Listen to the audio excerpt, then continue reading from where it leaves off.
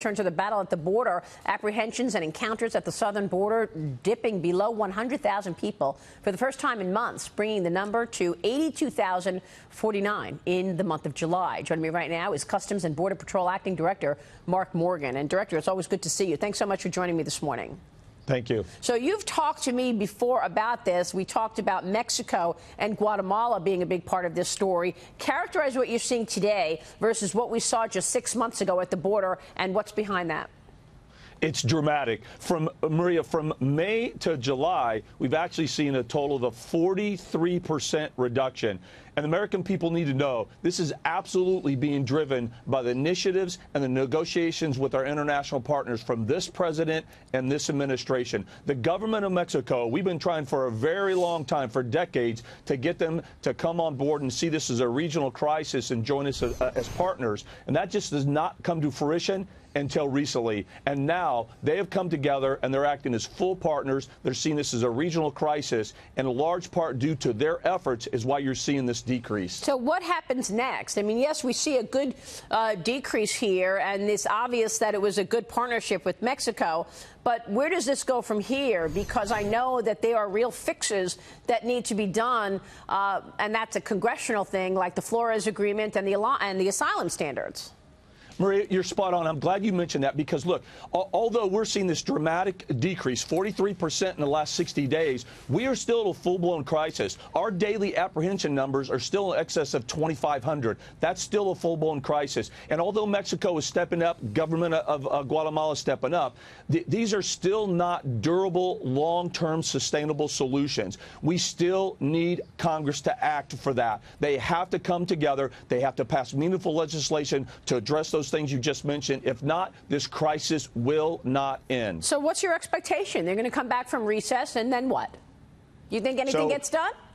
No. Unfortunately, Maria, I don't. And that's why, again, this president and this administration and the hardworking men and women of the Customs and Border Protection, we're trying very hard to do everything we can within the current legal framework to stem this flow and address this crisis, because I do not have confidence that Congress will come and do the job they need to do to secure these borders and protect the American people. We're showing you some video of when I took the show to the border. We went to El Paso, Texas, and it was incredible to me, the situation that I witnessed, where children were walking alone. Children, we weren't sure if they were actually part of a family. And then the Rio Grande River was completely dry. So it was like so easy to get from El Paso right across to Juarez, Mexico. I couldn't believe it, and we did a show there, and it was really an education. Tell me about this renting of children program. Is this still going on, where kids are being put in these terrible positions?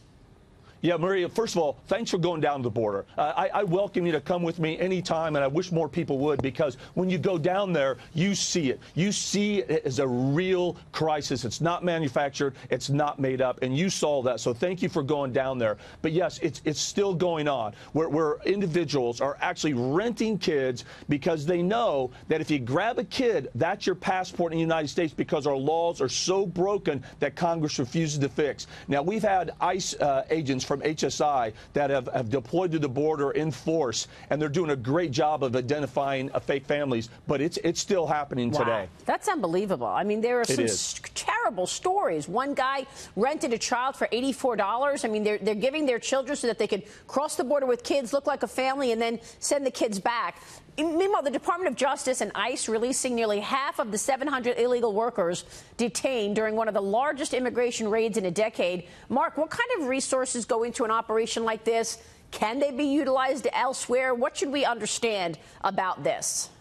Look, this is a targeted enforcement operation. And what the American people need to understand, there's a couple of premises here. First of all, the individuals involved, they're in this country illegally. They've been afforded an exorbitant amount of due process. Some have taken advantage of that. Others have not and received an order of due process, order of removal, and they still remain here illegally. But what's really important is that this target enforcement action was against the company. Now, I don't know the specifics of this specific targeted enforcement, but generally what they're doing is they're going after these corporations that are intentionally and willfully hiring illegal aliens so they can pay pay them reduced wages to increase their bottom line. And Maria, real quickly, that's important because these individuals seeking a better life are exploited by the cartel members coming to the United States. Yeah. Once they get into the United States, these companies are further exploiting them. How is that the American dream? Well, that's really an important point that you make. And you know, I know that before you got to the border, you have to deal with the drug lords.